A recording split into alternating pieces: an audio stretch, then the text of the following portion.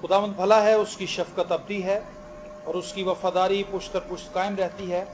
मैं उम्मीद करता हूँ आप सब खैरियत से हैं और खुदावंद यीशु मसीह में रोज़ बरोज़ तरक्की कर रहे हैं। आमीन। ज़बूर 40 उसकी सिर्फ पहली आयत खुदावंद के कलाम में से तिलावत करेंगे।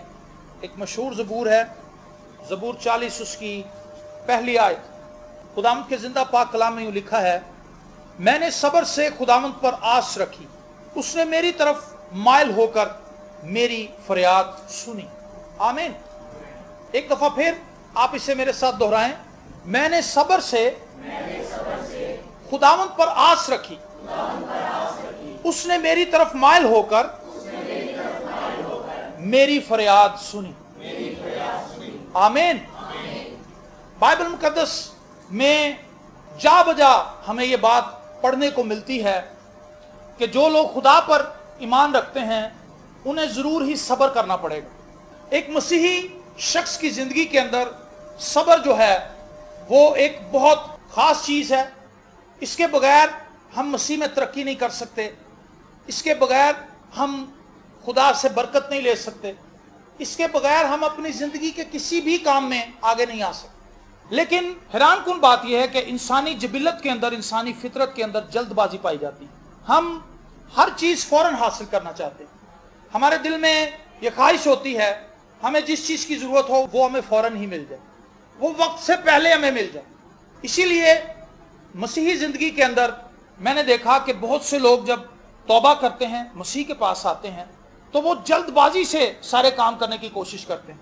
फौरन रूहुल कुद्स उन्हें मिलना चाहिए, फौरन ही वो नेमतों से भरना चाहते हैं, फौरन ही वो मौजज़ात करना चाहते हैं, फौरन ही वो नबूवत करना चाहते हैं, फौरन ही वो चाहते हैं कि रूहों का इम्तियाज हमें मिल जाए और हम रूह से मामूर होकर तमाम दुनिया को फौरन ही जीत लें।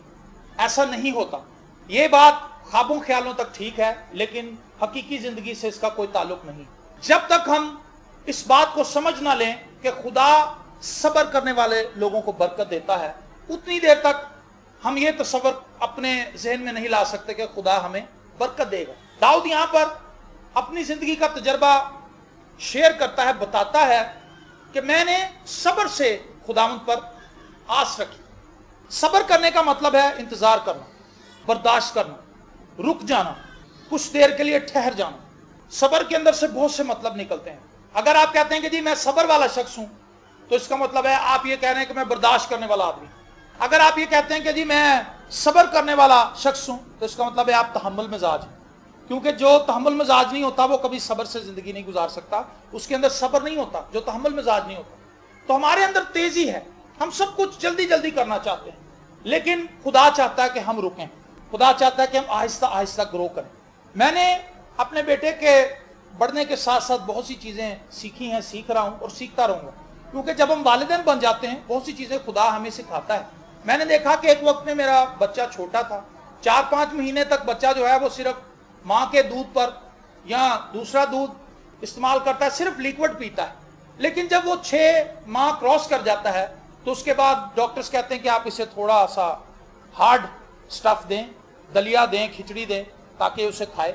उसके बाद फिर उसको मजीद सख्त चीजें दी जाती हैं, फिर वो खाना खाता है, सालन खाता है, वो ख्वाहिश जाहिर करता है कि मैं जो माँ बाप खा रहे हैं मैं वही खाऊंगा, और वो लेटा रहता है। लेकिन एक वक्त में आकर वो अपनी आवाजें बुलंद करता है। पहले वो छोटी छोटी आवाजें निकालता है, फिर आवाजें बुलंद करता है, फिर उसके बाद वो बैठना शुरू कर देता है।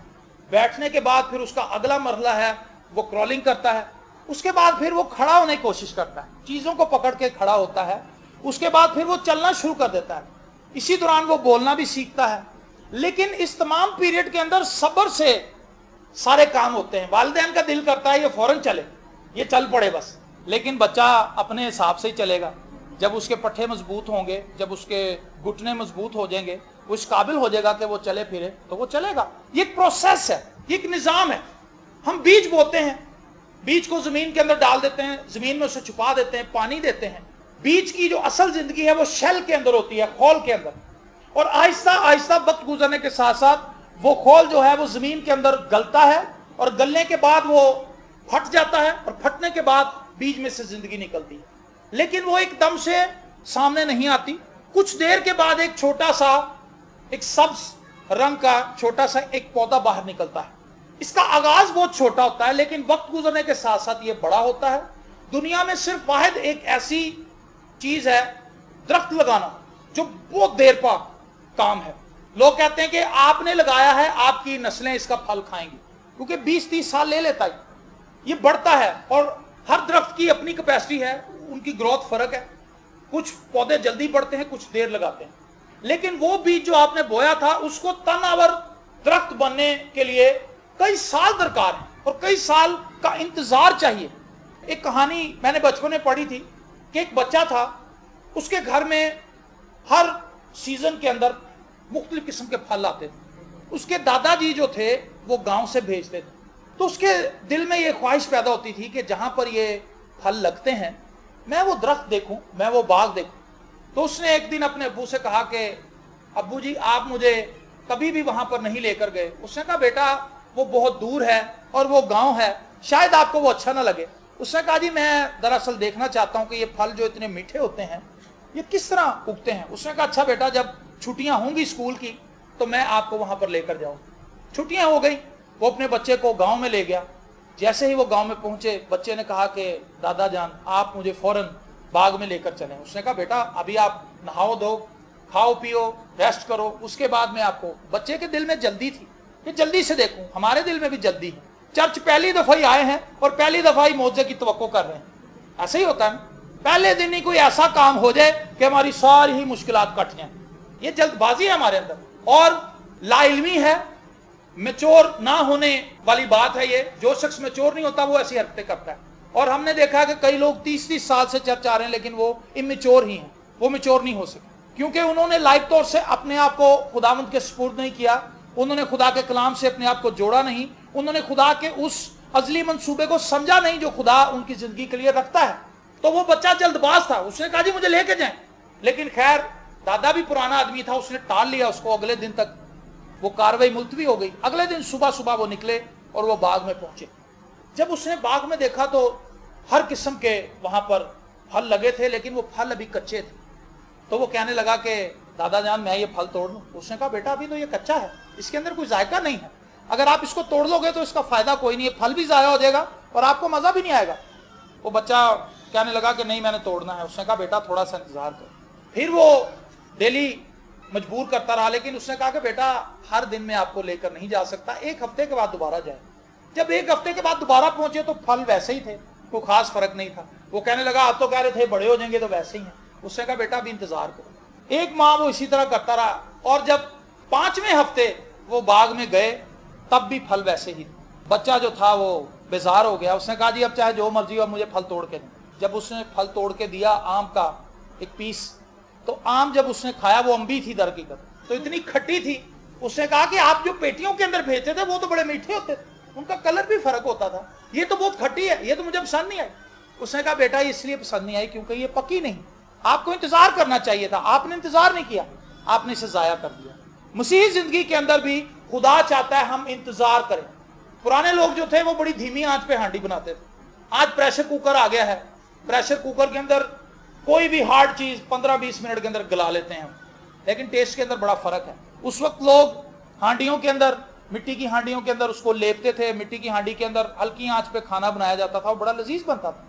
सब्जियों के अंदर भी जायका था क्योंकि हर सब्जी अपने सीजन पे आती थी, लेकिन अब सब्जियां भी अपने सीजन पे नहीं आती क्योंकि हम जल्दबाजी से पालक के लिए हमने ऐसे बीज उगा लिए हैं कि वो तमाम ही सीजन में पालक आती रहती है, लेकिन उसका टेस्ट सर्दी में ही होता है।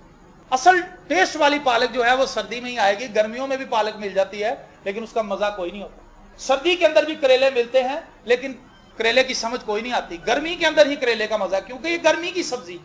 खुदा के कवानीन है, खुदा चाहता है कि हम उन कवानीन को समझें, खुदा चाहता है कि हम उन कवानीन में रहकर प्रैक्टिस करें, अपने आसाब को, अपने आदात को खुदा के कवानीन के मुताबिक मुरतब करें, उसमें ढाल लें ताकि खुदा में ब्लेस कर सके।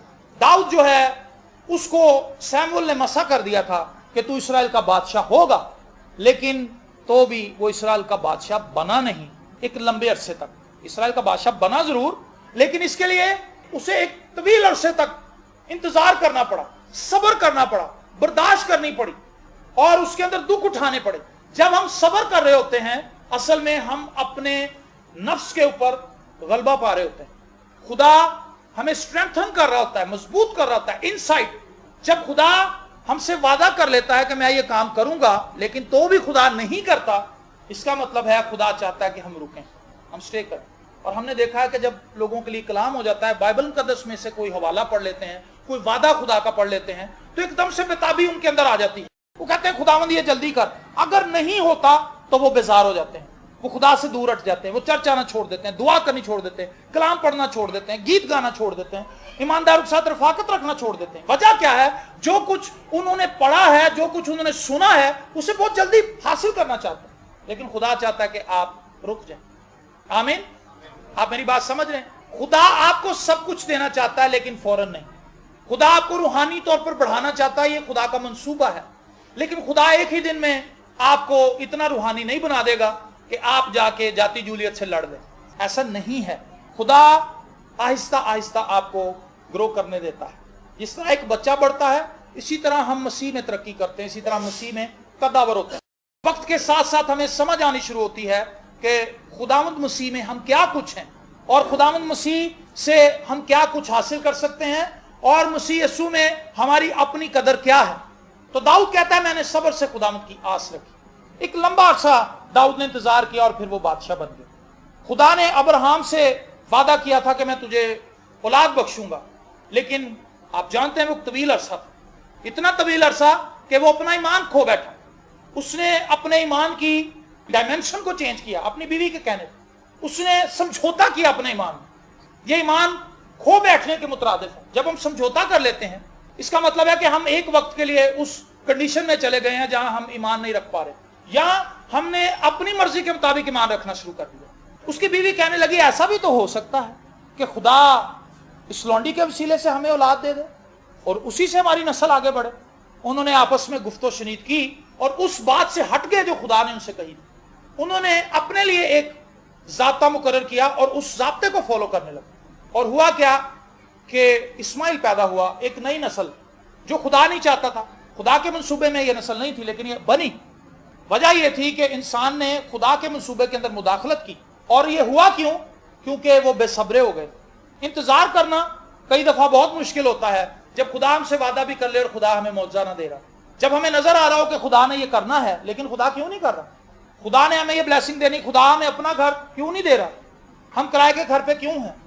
हमारी लाइफ में ये क्यों नहीं है, ये क्यों नहीं है, ये क्यों नहीं है? और हम बेसब्री से गलत फैसले करने लगते हैं, और उन गलत फैसलों की वजह से हम खुदा की बरकत से आउट हो जाते हैं। खुदा ने उसे बाद में भी ये बात समझाई कि ये वो बच्चा नहीं है। अब्राहम कहने लगा, यही तेरे हजूर में जीता रहे। खुदा को भी कह रहा है कि इसी पे कॉम्प्रोमाइज कर ले। खुदा करता है कॉम्प्रोमाइज? बताएं मुझे, खुदा कभी कॉम्प्रोमाइज करेगा किसी से? आपसे कॉम्प्रोमाइज कर ले, मुझसे कर ले कि चलो ठीक है, नेवर नेवर, ऐसे नहीं होगा। मुझे और आपको खुदा के कवानीन के अंडर आना पड़ेगा, हमें खुदा के साथ समझौता करना पड़ेगा। खुदा हमारे साथ समझौता नहीं करेगा। हम खुदा के प्लान के अंदर डिस्ट्रॉशन जरूर पैदा कर सकते हैं, खलबली मचा सकते हैं, लेकिन खुदा का मंसूबा कायम रहता है। खुदा ने उससे कहा, यह वो बच्चा नहीं है जिससे मैं तेरी नस्ल को आगे लेकर जाऊंगा, वो इसहाक है। और फिर वो बच्चा पैदा हुआ और खुदा ने कहा, यह है वादे का फर्जंद, इससे तेरी नस्ल आगे बढ़ेगी। और फिर उसी से ईमानदारों की नस्ल कहलाती है। उसको हम ईमानदारों का बाप कहते हैं, अब्राहम को। लेकिन बेसब्री की वजह से एक बड़ी मिस्टेक उसने की। मैं और आप जब बाइबल मुकद्दस को पढ़ते हैं तो एक बात अपने जहन में रखें, मसीह होने की हैसियत से खुदा चाहता है कि वो हमें स्लोली बढ़ाए। डे बाय डे हम मसीह में तरक्की करेंगे। और मैंने देखा कि कई लोग इस तसलसल को कायम नहीं रख पाते। बहुत से लोग मसीही जिंदगी को 100 मीटर की दौड़ समझते हैं। 100 मीटर की दौड़ देखी कभी आपने? 100 मीटर की दौड़ दौड़ने वाले जो स्प्रिंटर हैं, उनकी थाइज बड़ी बड़ी होती हैं, उनके मसल स्ट्रांग होते हैं, क्योंकि उन्होंने एक ही जिस्म के अंदर तेज दौड़ लगानी होती है और चंद सेकंडों के अंदर 100 मीटर का फासला तय करना होता है। उसके बाद रेस खत्म। लेकिन जो मैराथन रेस है, मैराथन रेस के अंदर सूखे सूखे लोग होते हैं, उनका स्टेमिना ज्यादा होता है और वो दौड़ते ही चले जाते हैं। कई 100 किलोमीटर की भी रेस हो सकती है, वो लंबी रेस होती है। मसीही जिंदगी मैराथन रेस है। इसके अंदर आपको आहिस्ता आहिस्ता दौड़ना पड़ेगा। इसके अंदर अगर आप बहुत तेज दौड़ने की कोशिश करेंगे तो आप कलाम से आगे निकल जाएंगे। इसलिए बहुत जरूरी है कि हम अपनी दौड़ को दयानतदारी से, हिकमत से, अक्लमंदी से और उस तरीके से दौड़ें जिस तरह खुदा चाहता है। आमीन। पौलुस रसूल कहता है मैंने ईमान की अच्छी कुश्ती लड़ी है, अच्छी दौड़ दौड़ी है तहम्मुल से। एक वक्त में उसने सिर्फ खुदा की हजूरी में वक्त गुजारा, उस वक्त उसने मनादी नहीं की, वो खुदा के साथ वक्त गुजारता रहा, तकरीबन 3 साल का अरसा ये। और उसके बाद फिर वो मंजर आम पर आता है और वो अपनी गवाही शेयर करता है कि खुदावंद ने मुझ पर ये फजल किया है। उससे पहले उसने 3 साल इंतजार किया, खुदा की हजूरी में उसने वक्त गुजारा। खुदावंद यीशु मसीह ने कहा था कि तुम तमाम दुनिया के अंदर जाकर मेरा कलाम सुनाओगे, लेकिन इससे पहले जरूरी है कि तुम्हें कुव्वत का लिबास मिले। जब तक तुम्हें ना मिले तुमने यरूशलेम में ठहरे रहना है। इंतजार किया उन्होंने और वो बैठे रहे, दुआ करते रहे। और जब आप जानते हैं 35 के दिन खुदा की आग उन पर नाजिल हुई, पाक रूह उन पर नाजिल हुआ, तो हालात बदल गए। अगर वो खुदावंद यीशु मसीह की उस कही हुई बात को इग्नोर करते और वैसे ही मनादी करने के लिए निकल जाते तो उनकी मनादी महज अल्फाज होते और उनकी मनादी से कोई भी शख्स तब्दील ना हो। लेकिन उन्होंने इंतजार किया, उन्होंने सब्र किया, उन्होंने बर्दाश्त की और उस वक्त का इंतजार किया जिस वक्त को खुदा ने उनके लिए मुख्तस किया था, मुकर्रर किया था। और फिर उस वक्त में खुदा ने अपना पाक रूह ने दिया और फिर वो दिलेरी से खुदा का कलाम सुनाने के लिए निकले।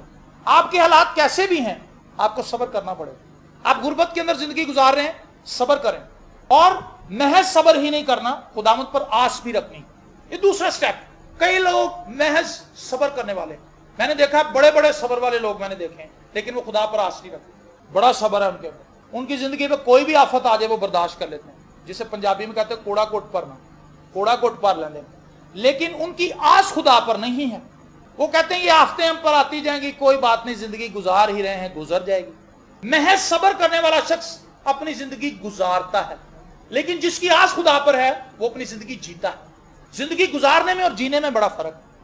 अगर आप महज सब्र कर रहे हैं तो आप जिंदगी गुजारेंगे, लेकिन अगर आप सब्र के साथ खुदावंद पर आस भी रखे हुए हैं तो आप जिंदगी जिएंगे।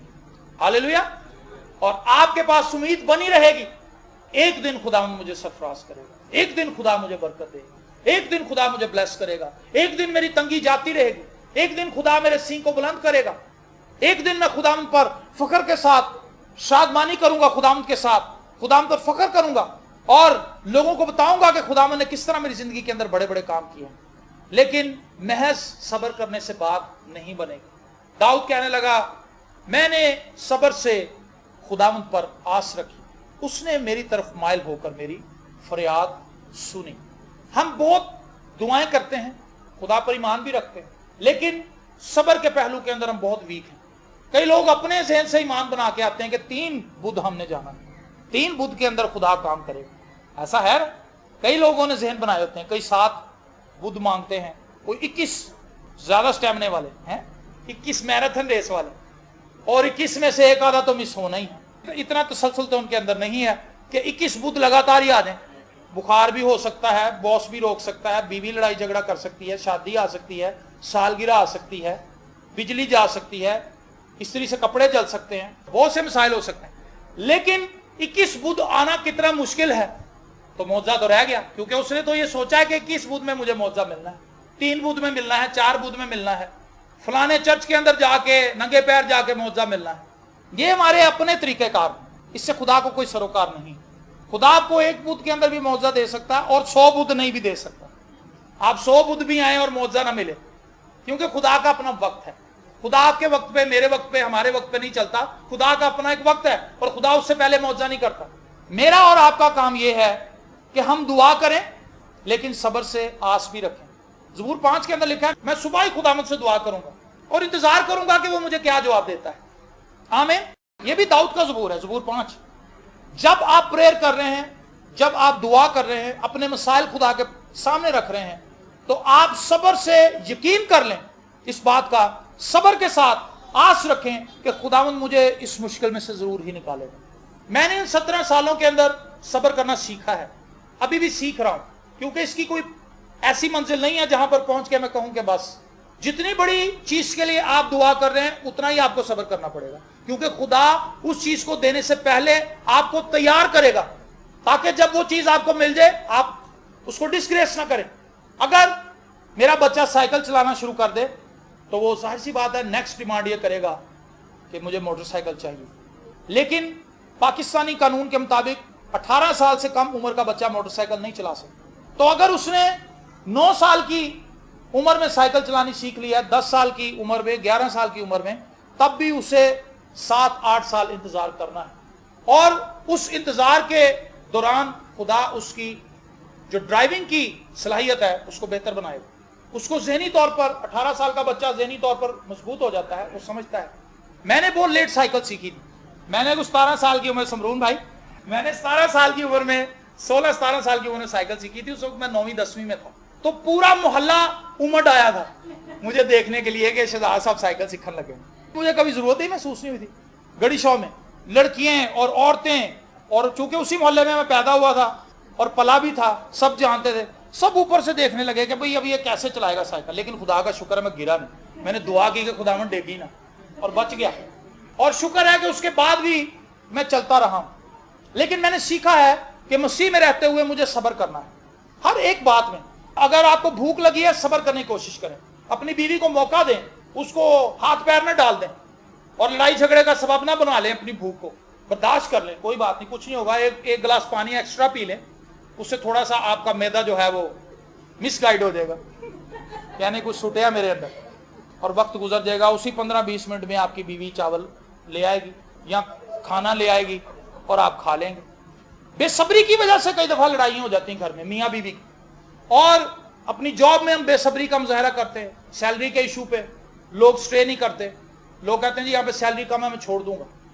चलें जी ठीक है, आपने सब्र नहीं किया। हालांकि बॉस कह रहा है कि 3 महीने आप वेट कर लें, आपकी सैलरी बढ़ जाएगी। वो कहता नहीं जी, मुझे अगली जगह पे 2000 एक्स्ट्रा वो पे कर रहे हैं, मैं वहां जाऊंगा। यहां पर वो सेटिस्फाई है अपनी जॉब पे, उसे काम भी अच्छा लग रहा है, वो हर तरीके से ठीक है, सिर्फ सैलरी का मसला थोड़ा सा। लेकिन जिस नई जगह पर वो चला गया है बेसब्री की वजह से कि चलो 2000 एक्स्ट्रा मिल जाएंगे, वहां पर जॉब उसकी मर्जी की नहीं, तो फिर क्या होगा? वहां से भी छोड़ेगा, उससे अगली भी छोड़ेगा, उससे अगली भी छोड़ेगा, बस परेशान हाल ही रहेगा, छोड़ता ही चला जाएगा, हाथ से निकल जाएगा सब कुछ। सब्र करें, जॉब में सब्र करें, जो फैमिली की बातें हैं उसमें सब्र करने की जरूरत है, खुदा के साथ चलते हुए हमें सब्र करने की जरूरत है। अपनी पर्सनल लाइफ में, अपनी पर्सनल लाइफ को डेवलप करने के लिए, उसको मुस्तहकम करने के लिए, मजबूत बनाने के लिए हमें सब्र करने की जरूरत है। बहुत सी आदतें हमने अपनाई हैं, उन आदतों को छोड़ने के लिए, आदतों का एक बड़ा मसला यह है, ये हमारे अंदर पनपती रहती हैं, एकदम से ये हमारी जिंदगी का हिस्सा बन जाती हैं और हम उसकी गिरफ्त में आ जाते हैं। जब आदत आपके अंदर बन रही होती है, हमें पता नहीं होता कि आदत बन रही है और ये इसने जड़ें मजबूत कर ली हैं। और एक वक्त में कोई बंदा आपको बताता है कि सर जी तुहानू पता नहीं लगता, तुसी बार बार कोई लफ्ज कही जाते, कहता हो ये कैसे मेरा तकिया कलाम बन गया। तकिया कलाम कहते हैं वो लफ्ज जिस पर आप तकिया करते हैं, सहारा लेते हैं अगला जुमला बनाने के लिए। अब अगर मगर तगर, 4 दिन की चांदनी फिर अंधेरी रात। हमारा एक भाई है, उसका ये तकिया कलाम है कि मैं तंदूर पे रोटियां लेने गया था, वहां पर बड़ा रश था, 4 दिन की चांदनी फिर अंधेरी रात। अब इसका कोई तुक बनता है उसके साथ? तंदूर की रोटियों के साथ 4 दिन की चांदनी का कोई ताल्लुक है? नहीं। लेकिन ये उसका तकिया कलाम है, ये उसकी आदत है जो उसके अंदर बन चुकी है। अब उसको छोड़ने के लिए, उस आदत को तर्क करने के लिए, उसकी गिरफ्त से निकलने के लिए सब्र की जरूरत है। ये आदत एक दिन के अंदर डेवलप नहीं हुई। आपने देर तक सोने की आदत एक ही दिन में नहीं बनाई। हर रोज आप लंबा सोते हैं, हर रोज लंबा सोते हैं। 8 बजे उठना है तो 12 बजे तक ले जाते हैं अपनी नींद को। 4 घंटे की ये नींद कई महीनों में आपने डेवलप की है। बहुत ज्यादा खाने की जो आदत है ये कई सालों में डेवलप होती है, कई महीनों में।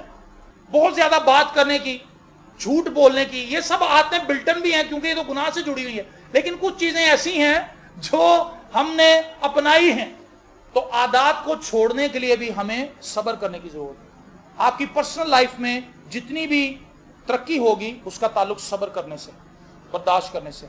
जब हम दुआ कर रहे होते हैं, बहुत से मौजे हमें इसलिए नहीं मिलते क्योंकि हम सब्र नहीं करते। खुदा ऐसे नहीं है कि आप दुआ करेंगे खुदा फौरन ही आपको मौजा दे देगा, ऐसे भी करता है। खुदा को पता है ये बंदा मर रहा है, ये नहीं कि खुदा मरते हुए आदमी को 1 साल तक इंतजार कराएगा, उसको तो खुदा ने उठाना है। लेकिन हमारी नॉर्मल लाइफ के अंदर बहुत सी ऐसी बातें हैं जिनमें खुदा देखता है कि ये शख्स बेसब्रा है, ये बहन बेसब्री है, इसको अभी इंतजार करने दो ताकि ये थोड़ी अक्लमंद हो जाए और जो चीज इसको मिले उसको अक्लमंदी से इस्तेमाल कर सके। आमीन। हमने बहुत से बच्चों को देखा है, अगर आप मैक्लोर रोड जाएं, वहां पर छोटे छोटे पठानों के बच्चे हैं। पठानों ने अपने हर छोटे बच्चे को 1 to 5 लेके दिए।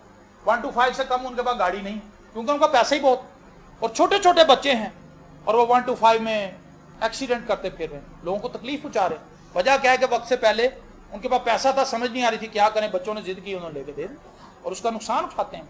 इसलिए दाऊद ने अपनी जिंदगी के अंदर यह तजर्बा आसानी से नहीं सीखा। दाऊद ने सब्र किया और बड़े तल्ख हालात में उसने सब्र किया। उसने मौत के साए की वादियों में से गुजरकर सब्र करना सीखा है। साउल उसके पीछे फौज लेकर फिरता रहा कि किस तरह उसको मारूं, क्योंकि साउल उससे जलता था, हसद करता था, उसको मारना चाहता था। वो नहीं चाहता था कि ये बादशाह बन जाए, क्योंकि यही वो शख्स है जिसे खुदा ने चुना है। अगर मैं इसे मार दूंगा तो फिर मैं ही बादशाह रहूंगा, क्योंकि और इस्राएल में कोई ऐसा आदमी नहीं है जो मेरे मध्य मुकाबिल खड़ा हो सके। लेकिन दाऊद उसके मध्य मुकाबिल आ चुका था, क्योंकि खुदा का हाथ दाऊद पर था, साउल पर नहीं था। लेकिन तो भी खुदा ने वक्त गुजरने दिया ताकि दाऊद मैच्योर हो जाए, और एक वक्त में दाऊद इस काबिल हो गया कि वो इस्राएल की सल्तनत को संभाल सके, बादशाह बन सके। आमीन। मेरे अजीज बहनों और भाइयों, आपको अपनी जिंदगी में कुछ भी दरकार है, वो आपकी सेहत से ताल्लुक रखने वाली चीजें हैं, वो आपकी फैमिली से ताल्लुक रखने वाली चीजें हैं, वो आपके मुआशी मामलात हैं, वो आपकी खानदानी चीजें हैं, आपको घर चाहिए, कोई भी जिंदगी का मैटर है, आप दुआ करते रहें, लेकिन सब्र करें और खुदावंद पर आस रखें। और खुदावंद क्या करेगा? खुदावंद आपकी तरफ माइल होगा और आपकी फरियाद सुनेगा। जो लोग सिर्फ दुआ ही करते हैं, सब्र नहीं करते, उनकी तरफ खुदा माइल नहीं होता। ये बात तजर्बे से मैंने सीखी है, और तजर्बा बहुत से खादमीन का यकसा है, बहुत से ईमानदारों का यकसा है। बाइबल मुकद्दस मेक श्योर करती है कि जो लोग खुदा के साथ चल रहे हैं, खुदा उन्हें जरूर ही सब्र करवाएगा। लेकिन खुदा इतनी देर नहीं कर देगा कि आप कब्र के अंदर ही चले जाएं। खुदा आपको जिंदगी के तमाम लुत्फ देना चाहता है, लेकिन हर चीज को वक्त पर देगा। और आप खुदावंद में शादमानी से चलते रहें और इस बात पर आस रखें कि जो चीज मैंने खुदा से मांगी है, खुदा अपने मखसूस वक्त पर मुझे देगा। आप रूहानी तरक्की चाहते हैं, ये एकदम से नहीं होगी, ये रोज खुदावंद के साथ चलने का तजर्बा है, और ये आपके जिंदा रहने तक, जब तक इस जमीन पर हैं, ये जारी रहेगा। ऐसे नहीं है कि खुदा अगले साल आपको कामिल कर देगा और फिर 30 साल आप कामिल ही रहेंगे, नहीं, ऐसे नहीं है। आज 2015 के अंदर आप अगर 10% पे हैं, खुदा आपको आपकी जुस्तजू और ख्वाहिश की वजह से खुदा हमें बढ़ाता है। हमारे अंदर कितनी ख्वाहिश है उस चीज को हासिल करने की, हम मसीह के कितने मुतलाशी हैं, उसी हिसाब से हम रूहानी तरक्की करते हैं। जितनी ज्यादा मसीह को पाने की ख्वाहिश कम होगी, उतनी ही ज्यादा हमारी रूहानी तरक्की कम होगी। हमारे अंदर आज मसीह को पाने की ख्वाहिश है ही नहीं। आज की कलीसिया के अंदर मसीह को पाने की ख्वाहिश ही नहीं। तो जब ख्वाहिश ही नहीं है तो तरक्की का तसव्वुर कहां से आया? तरक्की तो हो नहीं सकती। तरक्की तो उस वक्त होगी जब अपने अंदर तूने अपनी पहली सी मोहब्बत छोड़ दी। वो मोहब्बत जिस मोहब्बत को लेकर आगाज किया था, आगाज ये था कि खुदावंद बस तू ही अब, बाकी कोई कुछ नहीं। अम्मी जी मैनू ना ठाना, मैं आज कमरे 'च ही रहना, दुआ करनी। लेकिन वक्त गुजरने के साथ साथ जब मोहब्बत ठंडी पड़ती तो नींद ही आ जाती, 100 मसले मसाइल नजर आ जाते। लेकिन जैसे जैसे हमारी मोहब्बत मसीह के साथ बढ़ती है, हम रूहानी तौर पर तरक्की करते हैं, लेकिन वो भी आहिस्ता आहिस्ता। शागिर्दों के लिए हैरान कुन बात यह थी कि मसीह हर रोज उनके लिए नया मौजज़ा करता है। उनके सामने नई एक बात आती थी, एक नई एक्सरसाइज थी ईमान की, जिसको वो देखते थे, जिसके अंदर से गुजरते थे। एक दिन पतरस की सांस तप में पड़ी है। बुखार तो एक आम चीज, बुखार की भी किस्में हैं, जानलेवा भी होते हैं बुखार, लेकिन आम बुखार भी होते हैं जो आम लोगों को चढ़ता है मौसमी इन्फेक्शन की वजह से। तो खुदावंद यीशु मसीह गए तो तप को झिड़का तो सांस उठ गई, खिदमत करने लगी। शागिर्द कहने लगे भी उस्ताद बुखार ला देना, वेरी गुड, सही बंदा खड़े। अगले दिन कोड़ी आ गए, शागिर्द कहने लगे ये क्या है?